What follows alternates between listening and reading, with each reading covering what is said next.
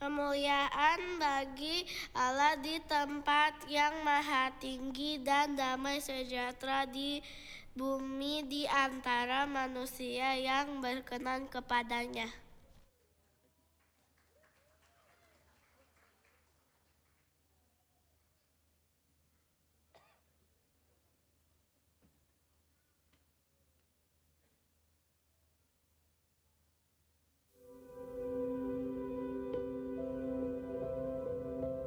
Apakah saudara pernah merasa sendirian dan ketakutan padahal ada keluarga di sekitarmu?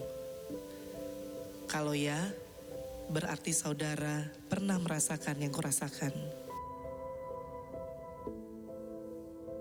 Tuhan Yesus tolong! Aku adalah Natalia dan ini adalah kisahku.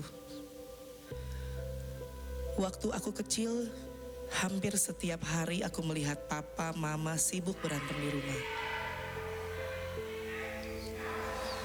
Aku ketakutan mendengar teriakan papa dan mama bersaut-sautan di telingaku. Dadaku berdebar sangat kencang, dan aku hanya bisa berjongkok menutup telinga, berharap suara-suara yang menakutkan itu berhenti. Hiburanku adalah saat aku ada di sekolah bersama teman-temanku.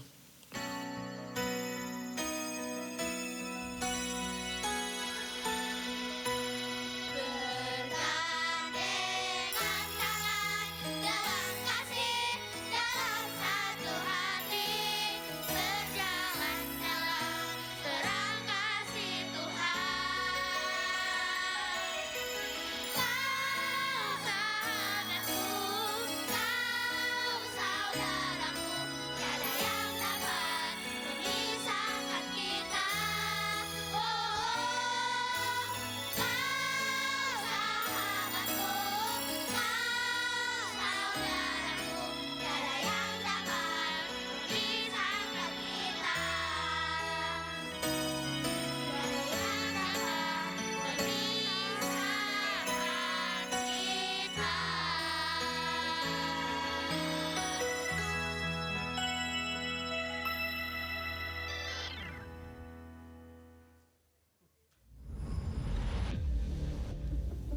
Sampai suatu hari, ada anak baru yang sikapnya sulit dijelaskan dengan kata-kata. Namanya Dennis. Dia melakukan keonaran di sana-sini.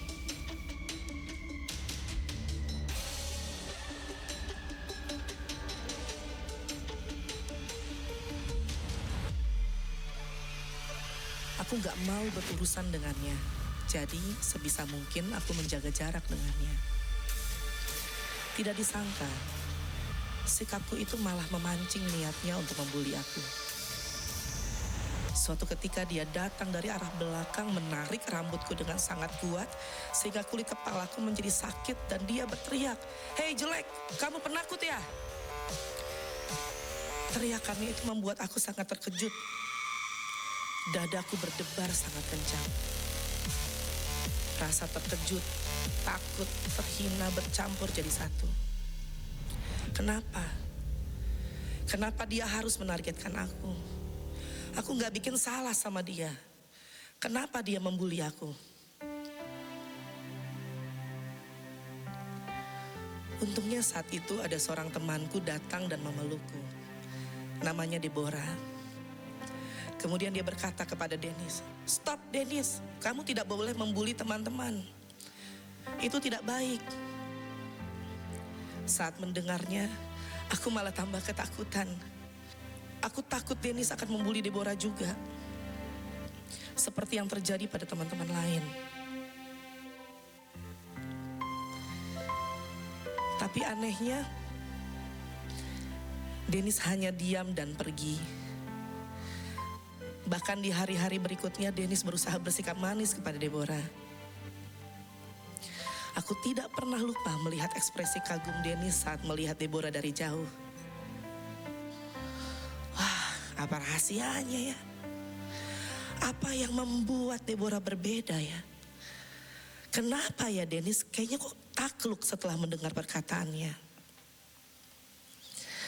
Ketika aku tanyakan itu kepada Deborah, dia hanya mengangkat bahunya dengan ringan dan menjawab, "Nggak tahu ya, tapi waktu aku lihat kamu dibully, aku berdoa minta tolong sama Tuhan Yesus." Mama juga pernah bilang bahwa Tuhan Yesus memberikan kita kuasa dalam perkataan kita. Aku terdiam. Tapi aku bingung apa maksudnya. Kemudian tiba-tiba dadaku sakit lagi. Sangat sakit. Aku megap-megap berusaha menghirup udara. Kemudian semuanya gelap gulita.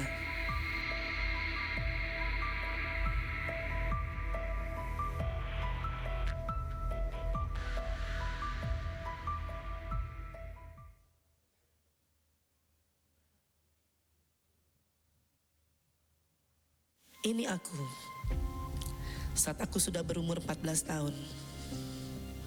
Papa mama akhirnya bercerai dan aku tinggal dengan mama. 7 tahun lalu aku didiagnosis menderita kelemahan jantung. Karena penyakitku itu aku keluar dari sekolah dan belajar lewat homeschooling. Alasan mama saat itu adalah supaya aku tidak kecapean. Tapi bagiku menghabiskan terlalu banyak waktu di rumah itu juga sangat menyiksaku. Aku jarang ketemu mama.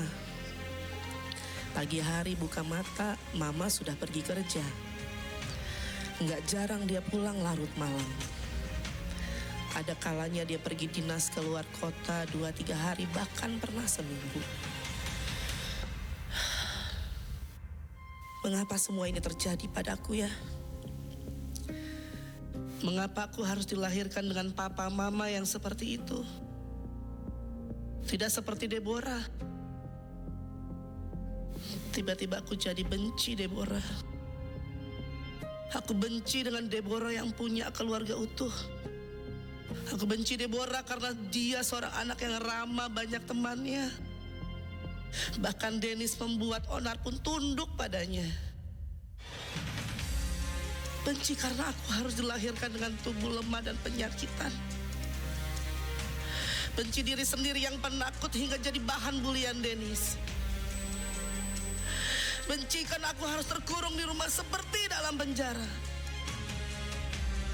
Tuhan, Engkau pilih kasih. Engkau hanya sayang Deborah, Engkau gak sayang Nata. Hatiku hancur, pikiranku semakin kacau. Ada banyak suara dalam otakku yang membuatku semakin putus asa. Aku lelah. Aku lelah. Bagaimana kalau aku bunuh diri aja? Toh nggak ada yang peduli sama aku.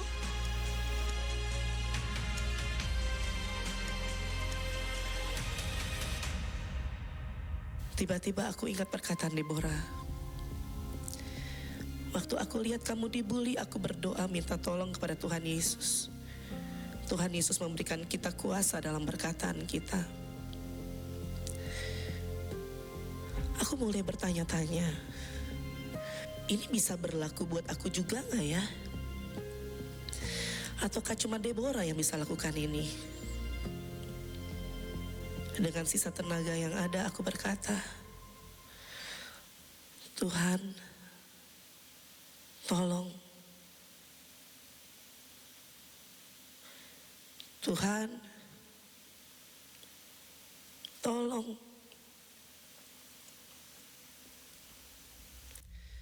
Tuhan Yesus, tolong. Saya bukan pasukan berjalan, pasukan berkuda, pasukan menembak. Saya tidak menembaki musuh, tapi saya laskar Kristus. Saya bukan pasukan berjalan, pasukan berkuda, pasukan menembak.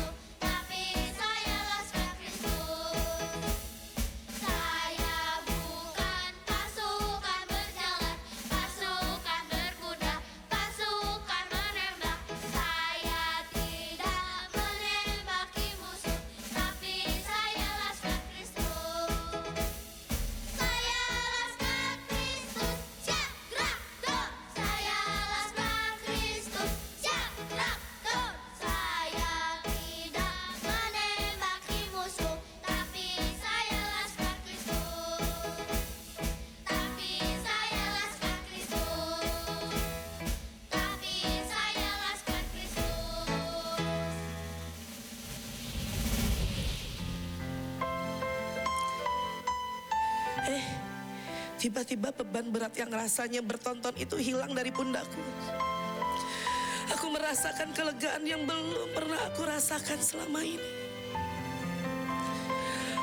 Ada kedamaian yang mengalir masuk dari ujung kepala, turun ke dalam hatiku.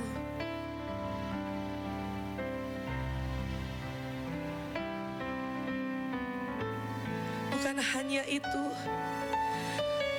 aku merasa imanku bangkit.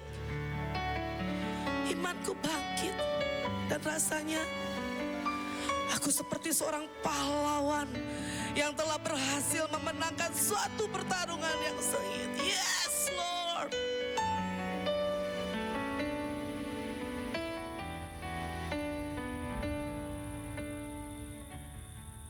Suatu malam ketika aku dewasa, di malam Natal, aku dan Mama sedang menghias pohon Natal diiringi lagu Malam Kudus. Syahdunya, seandainya saja. Tiba-tiba terdengar suara pintu diketuk. Ternyata itu Papa. Aku sangat terkejut. Aku baru aja membayangkan seandainya Papa ada di sini. Ternyata dia muncul di depanku. Muncul harapan di hatiku, walaupun kecil. Papa datang dan berlutut di kaki Mama. Papa meminta pengampunan Mama. Seorang papa yang keras kepala dan berego tinggi bisa berlutut dan minta maaf ke Mama. Oh my God, Tuhan Yesus, Kau terlalu baik. Tapi Mama Papa telah berantem selama 20 tahun. Sudah terlalu banyak luka dan sakit hati di sana. Bisa gak ya Mama maafin Papa? Saat itu, dalam hati aku diam-diam berdoa dengan sungguh-sungguh. Aku bilang, Tuhan Yesus tolong. Tuhan Yesus, curahkan damai sejahtera-Mu saat ini. Tolong Mama Papa Tuhan. Tolong supaya mereka bisa berdamai. Pulihkan keluargaku Tuhan. Tiba-tiba, perlahan Mama menggerakkan tangannya. Dan Mama memegang tangan Papa dan tersenyum. Aduh, lega banget.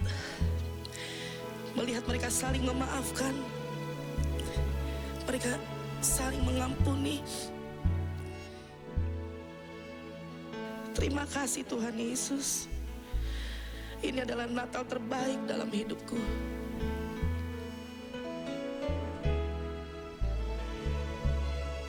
Sekarang aku mengerti bahwa segala sesuatu yang terjadi dalam diriku, sekalipun pahit, Tuhan izinkan itu terjadi supaya kemuliaan Tuhan dinyatakan dalamku dan damai sejahteranya tercurah dengan berlimpah.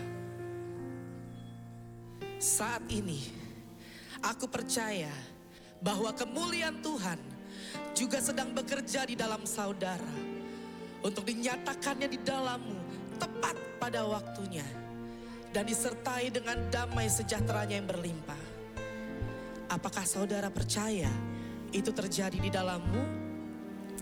Ingat-ingat, perkataan kita penuh kuasa. Ada amin? Haleluya.